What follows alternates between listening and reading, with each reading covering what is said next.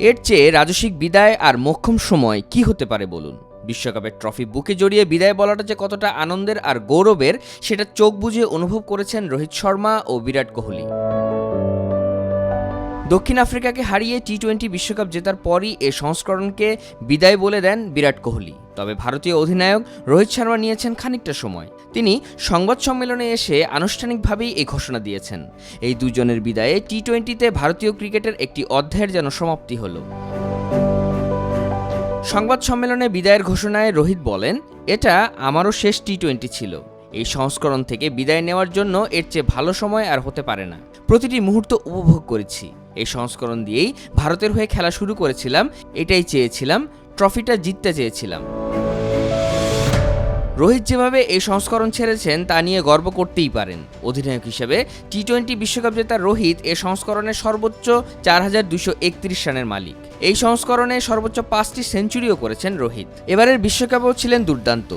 এই ওপেনারের ব্যাট থেকে এসেছে টুর্নামেন্টের দ্বিতীয় সর্বোচ্চ রান। তুলনামূলক কঠিন কন্ডিশনে ব্যাটিং করে মোট 257 রান করেছেন 156.70 স্ট্রাইক রেটে। রোহিত শর্মার পর এই সংস্করণের দ্বিতীয় সর্বোচ্চ রান সংগ্রাহক কোহলি।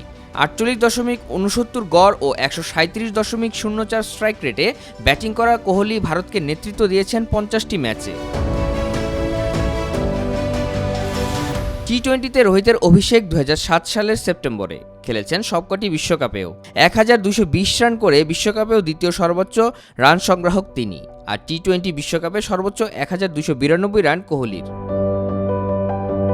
এর আগে ক্যারিয়ারের প্রথম টি-20 বিশ্বকাপ জেতার পর এই সংস্করণ থেকে অবসরের ঘোষণা দেন বিরাট কোহলি। ফাইনালে 59 বলে 76 রানের ইনিংস খেলে ম্যাচ সেরার পুরস্কার নিতে এসে এই ঘোষণা দেন ভারতের সাবেক অধিনায়ক। দল হারলেও একই ঘোষণা দিতেন বলে জানিয়েছেন 35 বছর বয়সী এ ব্যাটার। পুরস্কার নিতে এসে সঞ্চালক হর্ষ ভুগলেকে কোহলি বলেন, এটা আমার শেষ টি-20 বিশ্বকাপ এবং এটি আমরা অর্জন করতে চেয়েছি। একদিন আপনার মনে হবে রানই করতে পারছেন না, তারপরও কিছু ঘটবে, ঈশ্বর মহান। এবং যেদিন গুরুত্বপূর্ণ আমি দলের কাজটি করেছি। এখন অথবা কখনোই নয়, ভারতের হয়ে আমার শেষ টি-20 সবটুকু কাজে লাগাতে চেয়েছি। এরপর অবসরের ঘোষণা দিতে গিয়ে কোহলি বলেন, ট্রফিটা উঁচিয়ে ধরতে চেয়েছি, পরিস্থিতিকে সম্মান জানাতে চেয়েছি জোর করার চেয়ে। এটা ওপেন সিক্রেট ছিল। এখন পরবর্তী প্রজন্মের দায়িত্ব নেওয়ার পালা। দুর্দান্ত কিছু খেলোয়াড় দলকে এগিয়ে নিবে এবং পতাকা উঁচু করে ধরবে।